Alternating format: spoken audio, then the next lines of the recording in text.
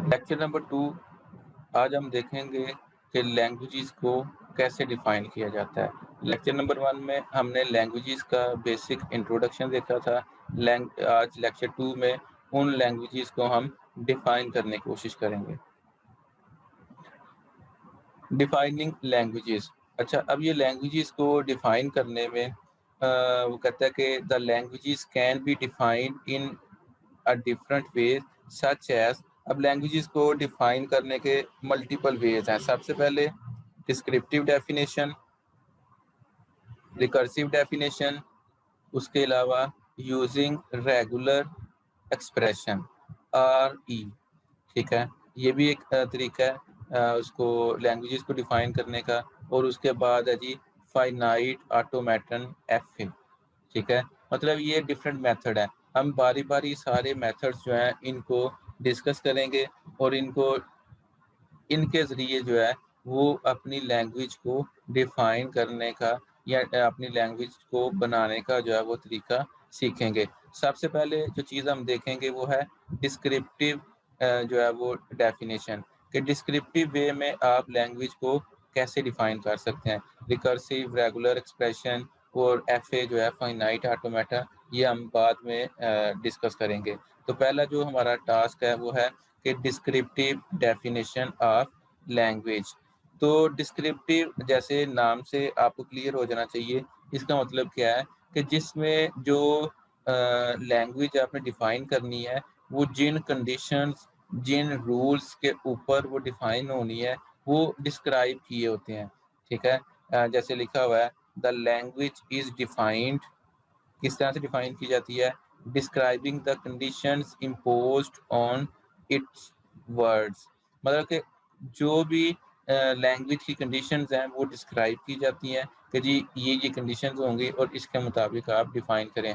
जैसे आप English grammar पढ़ते हैं तो उसमें क्या होता है, उसमें भी बेसिकली यही लिखा हुआ है ना कि फॉर एग्जांपल अगर प्रेजेंट टेंस है तो आप इस तरह से लिखेंगे, अगर ये प्रेजेंट कंटिन्यूअस है तो इस तरह से लिखेंगे, अगर ये जो है वो पास्ट इंडेफिनिट है तो इस तरह से करेंगे। तो ये जो डिस्क्रिप्टिव डेफिनेशन है लैंग्वेज की, इसमें क्या होता है कि जो लैंग्वेज की कंडीशंस होती हैं वो डिस्क्राइब की हुई होती हैं, उसके मुताबिक जो है आप इसको डिफाइन करते हैं। अभी हम इसकी एग्जांपल्स देखते हैं, वहाँ पे आपको ये चीज़ क्लियर हो जाएगी।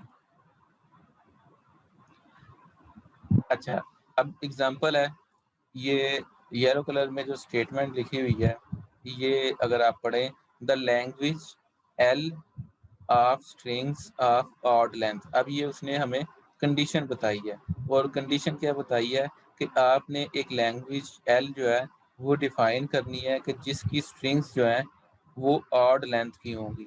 स्ट्रिंग्स का मतलब है कि उसके अंदर जितने वर्ड्स होंगे वो ऑड लेंथ के होंगे। ये उसने हमें कंडीशन बता दी। और अल्फ़ाबेट्स कौन से हैं, डिफाइंड ओवर सिग्मा ए, कि अल्फ़ाबेट्स हमारे पास ये वाले हैं। इन अल्फ़ाबेट्स को यूज़ करते हुए इस कंडीशन के मुताबिक आपने एक लैंग्वेज जो है वो डिफाइन करनी है। ठीक है, पहले एक चीज़ समझ लें कि जो भी डिस्क्रिप्टिव लैंग्वेज डेफिनेशन है उसमें आपको अल्फ़ाबेट्स दिए होंगे और कंडीशन दी होगी। तो अगर आप देखें तो यहाँ पे ये हमें कंडीशन दी हुई है और ये इधर जो है वो ये अल्फ़ाबेट। ठीक है, इस केस में एक ही अल्फ़ाबेट है। ठीक है, कंडीशन और अल्फ़ाबेट हमारे पास मौजूद है। अब आपने इससे वो लैंग्वेज बनानी है, वो स्ट्रिंग्स का सेट बनाना है जो ऑड लेंथ का होगा। तो अब ओनली ए को यूज़ करते हुए आप क्या बना सकते हैं, ओनली अगर आप सिर्फ ए को यूज़ करेंगे तो आप क्या बना सकते हैं, आपके पास जो सेट आएगा वो होगा ए एक दफ़ा, फिर 3 दफ़ा ए आ जाएगा, फिर 5 दफ़ा ए आ जाएगा, क्योंकि ए से ही बनाना है, लेकिन स्ट्रिंग्स बनानी है, लेकिन बनानी ऑड है, फिर 7 दफ़ा आ जाएगा। ठीक है, इसी तरह से नेक्स्ट जो है वो 9 दफ़ा आ जाएगा। ठीक है, इस तरह से आपकी ये स्ट्रिंग जो है वो बनेगी। यही चीज़ जो है वो यहाँ पे इसके सॉल्यूशन में बताई गई है। यहाँ पे अगर आप देखें तो उसने कहा है कि इससे जो लैंग्वेज बनेगी उसमें ए होगा, 3 दफ़ा ये हो सकता है, 5 दफ़ा हो सकता है एंड कंटिन्यू, ठीक है? सिंपल इतनी सी बात है। आपको एक स्टेटमेंट दी गई है, आपने उसके अकॉर्डिंग लैंग्वेज जो है वो डिफ़ाइन कर दिया है। यही सेम कंडीशन अगर यहाँ पे मैं इसको मार्क करूँ ऑड लेंथ की जगह यहाँ पे अगर लिखा होता इवन लेंथ,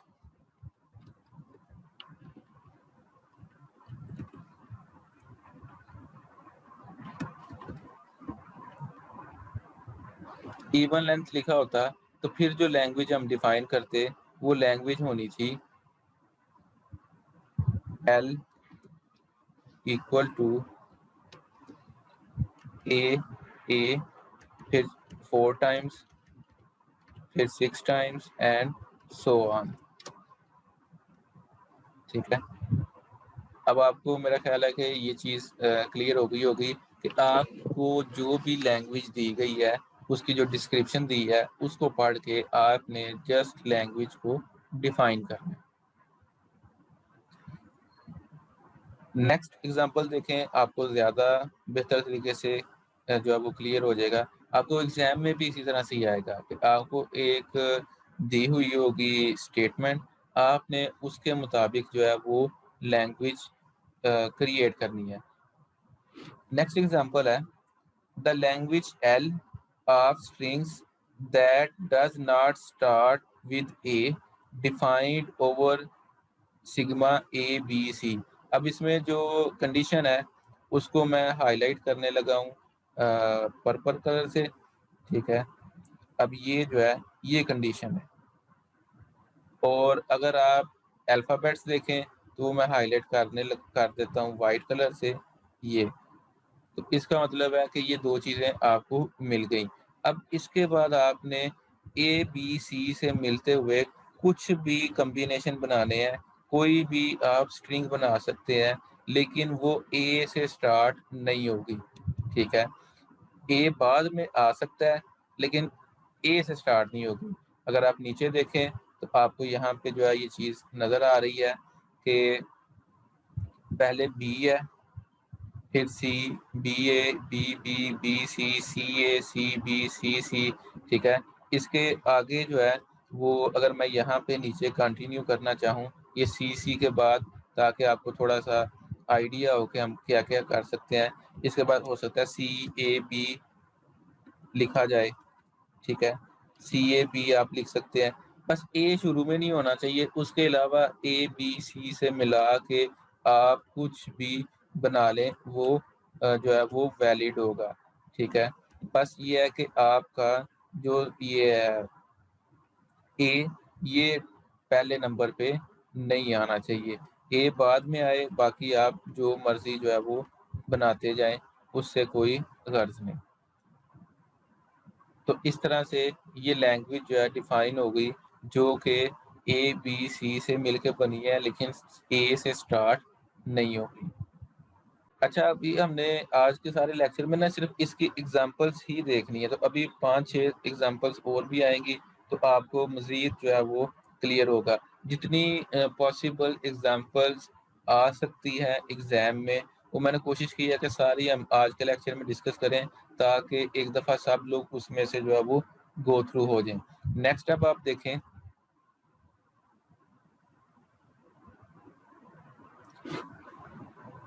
नेक्स्ट एग्ज़ाम्पल है the language L of string of length 2 defined over sigma 0, 1, 2 can be written as. अब हमारे पास इस केस में अगर आप देखें तो ये सिग्मा 1, 0, 1, 2 जो है ये अल्फ़ाबेट है और स्ट्रिंग ऑफ लेंथ 2 ये हमारे पास कंडीशन है। अब इस कंडीशन के साथ इन अल्फ़ाबेट्स को यूज़ करते हुए आपने स्ट्रिंग डिफाइन करनी है। तो अगर आप वो देखें तो आपके पास आ रही है, मतलब 2 से ज़्यादा यूज़ नहीं आप कर सकते। तो वो क्या बनेगी 0, 0, 0, 1, 0, 2, 1, 0, 1, 1, 1, 2, 2, 0, 2, 1, 2, 2 आपके पास टोटल ये कॉम्बिनेशन बनते हैं, इसके अलावा कॉम्बिनेशन नहीं बनते 2 को यूज़ करते हुए।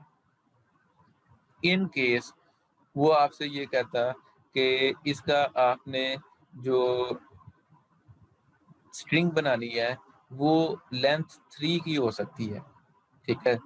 ना 2 की ना 1 की, जस्ट 3 की।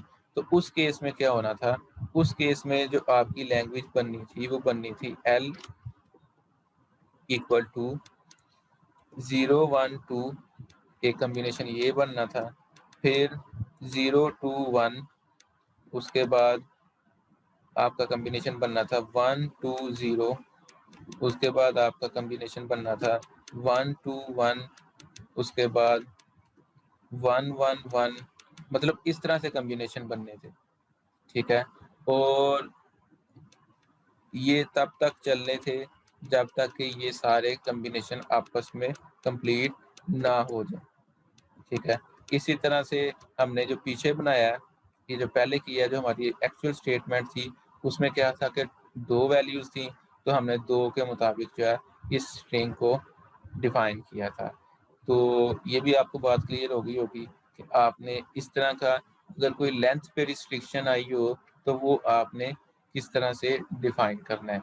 इसी तरह से इसी क्वेश्चन में ये जो स्ट्रिंग ऑफ लेंथ 2 है, इसमें अगर हमारे पास ये स्टेटमेंट होती कि आपने जस्ट 0 1 2 से मिलके एक लैंग्वेज बनानी है, कोई रिस्ट्रिक्शन नहीं, ना लेंथ की ना किसी और चीज़ की, तो हमारे पास जो इसके बाद लैंग्वेज बननी थी, वो लैंग्वेज बननी थी, वो तो कुछ भी बन सकती है, मसलन 0 1 2 0 0 1 2 1 0 1 2 0, ठीक है? किसी भी कॉम्बिनेशन से जो है वो आपने इसको बना सकना था, ठीक?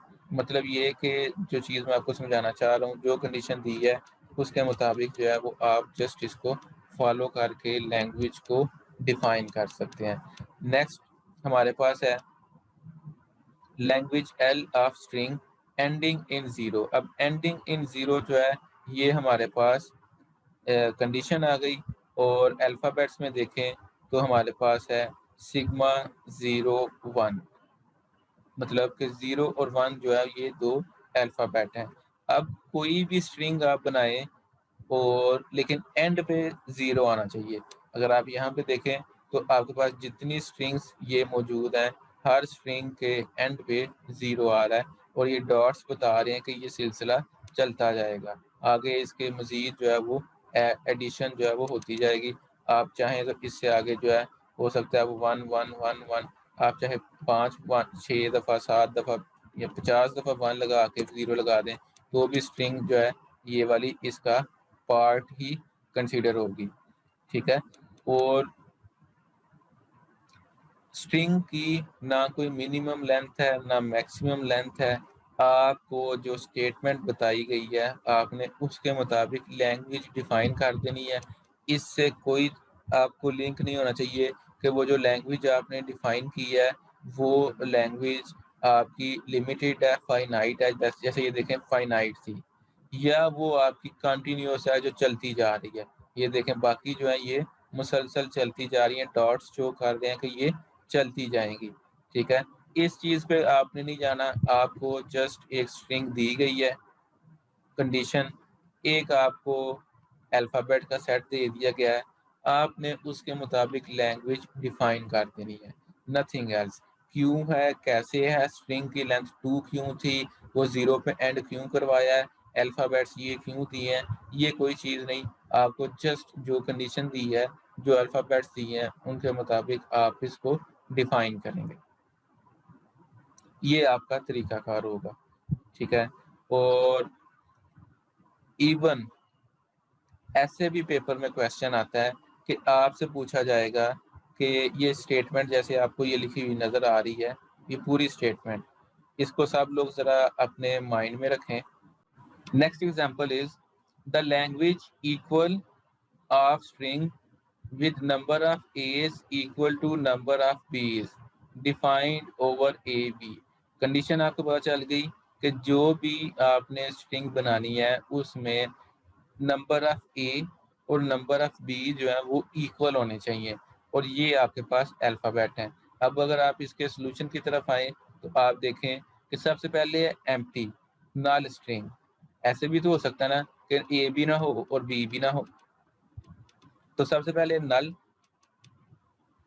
Then A B, A B B, A B B, मतलब देखें जो स्ट्रिंग आप बना रहे हैं वो उसमें ए और बी एक जैसे होने चाहिए, तरतीब पे वो कोई फर्क नहीं पड़ता।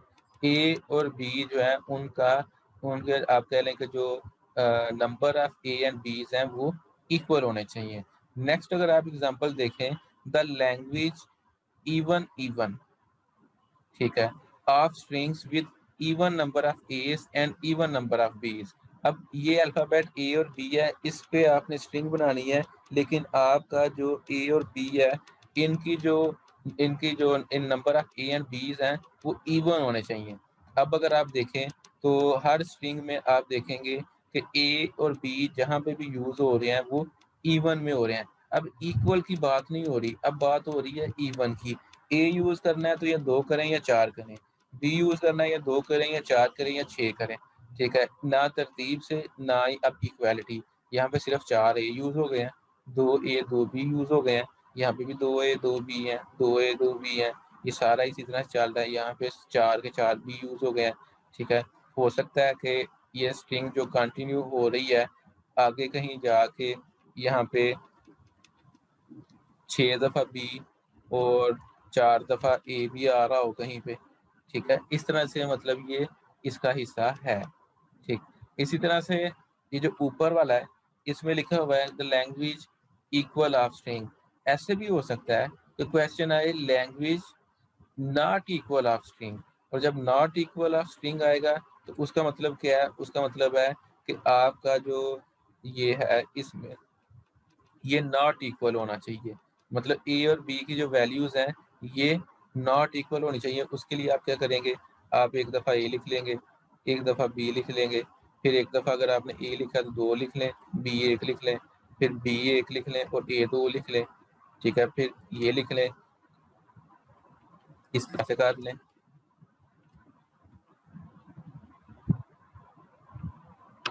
तो बात मेरा ख्याल है अब आपको क्लियर हो गई होगी कि जो भी स्टेटमेंट दी है उसके मुताबिक आप उसको डिफाइन कर सकते हैं, जो भी चीज़ आपको कही गई है। इस ये डिस्क्रिप्टिव डेफिनेशन ऑफ लैंग्वेजेस है कि आपको एक डिस्क्रिप्शन दी हुई है, आप उसके मुताबिक जो है वो लैंग्वेज को डिफाइन कर सकते हैं। Next, language integer of string defined over, ये अब आपको इंटीजर्स जो है, आपको पता है इंटीजर्स क्या होते हैं? 0 1 2 3 4 5 6 7 8 प्लस माइनस में। प्लस माइनस का मतलब है कि प्लस भी हो सकते हैं और माइनस साइड पे भी हो सकते हैं। अब इनसे मिलके जो लैंग्वेज बनेगी, तो इनसे मिलके कोई भी नंबर बना लें, वो चाहे नेगेटिव है चाहे पॉजिटिव है और वो इन्फिनिटी तक जाएगा। अब यहाँ पे उसने ये चीज़ें डॉट्स लगा के इसको रोक दिया, हम इसको मज़ीद आगे जितना मर्जी लेके जाना चाहें। आप यहाँ पे ये वर्ड भी कहीं पे आएगा, ये भी आएगा, ठीक है? आगे कहीं पे जो है वो ये चीज़ स्टेट भी आएगी, कुछ भी अब आप बना सकते हैं। उसने ना लेंथ की ना इक्वालिटी की कोई कंडीशन नहीं, उसने कहा इंटीजर से मिलके कोई लैंग्वेज बना लें, तो फिर कोई भी कॉम्बिनेशन हम बना सकते हैं। अब नेक्स्ट देखें, the language even of string defined over minus 0 1। अब जो ऊपर इंटीजर्स वाली हमारे पास जो अल्फ़ाबेट्स थे, इन्हीं अल्फ़ाबेट्स को उसने नीचे बताया। ये बस थोड़ा-सा वो स्लाइड की सेटिंग में थोड़ा-सा ये नीचे आ गया। अब इसको मिलके वो कहता है इसके ज़रिए आपने वो लैंग्वेज डिफाइन करनी है जो इवन हो, ठीक है? मतलब अब आपने इसमें से सिर्फ इवन नंबर ले सकते हैं, इवन कॉम्बिनेशन ले सकते हैं। मतलब आपकी लैंग्वेज में आप कह सकते हैं जैसे ये 0 2 4 या -2 -4 है। इसके अलावा आपकी लैंग्वेज में जो है वो 88 आ सकता है, ठीक है? 78 आ सकता है, 68 आ सकता है, 48 आ सकता है, ठीक है? 26 आ सकता है, 12 आ सकता है, 92 आ सकता है, 70 आ सकता है, कुछ भी आ सकता है लेकिन वो इवन होगा, और ये प्लस माइनस के साथ, मतलब क्या है कि -70 भी आ सकता है, ये भी इवन है, -98 भी आ सकता है, ये भी इवन है, ठीक है। मतलब कि आप कह सकते हैं कि इंटीजर्स को यूज करते हुए लेकिन इवन जस्ट, ठीक है। एक ये हमारे पास हो गया। नेक्स्ट एग्जांपल है the language a power n b power n of string define over A B. अब वो a और b की पावर n के साथ कोई भी कम्बिनेशन आप बना लें, n उसने बता दिया कि 1 2 3 कुछ भी आप रख सकते हैं। अब आपने लैंग्वेज डिफाइन करनी है, तो अब आप n को 1 रखेंगे तो a की पावर 1 और b की 1, a b आ जाएगा। 2 रखेंगे तो a b भी आ जाएगा। 3 रखेंगे तो a जो है वो 3 और b भी 3 हो जाएगा। अगर आप n 4 रखेंगे तो 4 दफ़ा a 4 दफ़ा b आ जाएगा, 5 के साथ 5 दफ़ा, 6 के साथ 6 दफ़ा, 7 के साथ 7 दफ़ा, और ये इस तरह से चलता जाएगा। फिर उसके बाद है the language n b power n a power n। अब ये उसने थोड़ी सी स्टेटमेंट चेंज की है, इसके साथ अगर आप बनाएं, और n कुछ भी हो सकता है 1 2 3 4। तो जब आप n 1 रखेंगे तो एक दफ़ा a, एक दफ़ा b, एक दफ़ा a आएगा। n आप 2 रखेंगे a b b a a, n 3 रखेंगे a b b b a और इस तरह से ये चीज़ चलती जाएगी, ठीक है।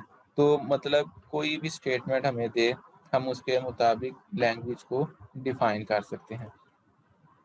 फिर है जी फैक्टोरियल की, कि आपने फैक्टोरियल की लैंग्वेज बनानी है, और आपको पता है हमारे पास नंबर्स जो हैं वो ये हैं 1 2 3 4 5 6 7 8।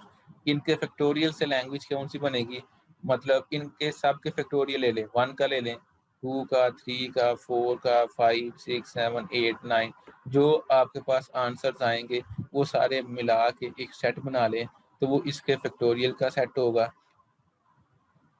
इसी तरह से अब वो एक और फैक्टोरियल लैंग्वेज का सेट उसने क्या बनाए, लेकिन उसमें क्या है कि a की पावर n का फैक्टोरियल लें। अब a की पावर n का फैक्टोरियल क्या है, n n पीछे आपने देखा है कि आप जो n लेते थे उतनी दफ़ा a लिखा जाता था, b लिखा जाता था। इसमें आपने क्या करना है, इसका मतलब ये मान रहा है कि आपने जो n लेना है उसका फैक्टोरियल लें और उतनी दफ़ा a लिखें। मिसाल के तौर पे आपने n3 लिया है, तो 3 का फैक्टोरियल होता है 6, इसका मतलब है a 6 दफ़ा लिखा जाएगा। आपने n लिया है 5, तो a की पावर 5 फैक्टोरियल मतलब 5 का फैक्टोरियल होता है 120, तो 120 दफ़ा a लिखा जाएगा, ठीक है। इस कंडीशन के मुताबिक ये इस तरह से बनेगा, 1 दफ़ा a, 2 दफ़ा, 6 दफ़ा, 24 दफ़ा, 120 दफ़ा, और इस तरह से चलता जाएगा।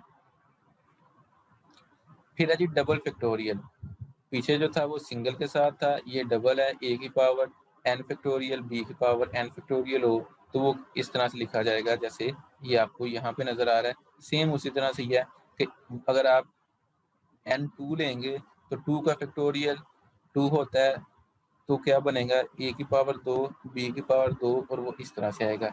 अगर आप n3 लेंगे, 3 का मतलब है n का फैक्टोरियल 3, और वो बनेगा 6, a की पावर 6, b की पावर 6, तो 6 दफ़ा a, 6 दफ़ा b आ जाएगा। नेक्स्ट है स्क्वायर का, तो स्क्वायर में क्या होगा कि आपके पास वो कह रहा है कि a की पावर n और फिर उसका स्क्वायर, ये कंडीशन दी हुई है। अब आप कैसे डिफाइन करेंगे, सिंपल, आप n की वैल्यूज पुट करते जाएं, जो आ रहा है वो लिखते जाएं। n की वैल्यू 1 पुट करेंगे तो 1 का स्क्वायर 1, तो a की पावर 1 1, n2 पुट करेंगे, n का 2 का स्क्वायर 2 4, और a की पावर 4, a की पावर 8, a की पावर 16, a की पावर 30, ऐसे चलता जाएगा आगे, लैंग्वेज बनती जाएगी। एंड पे है जी डबल स्क्वायर।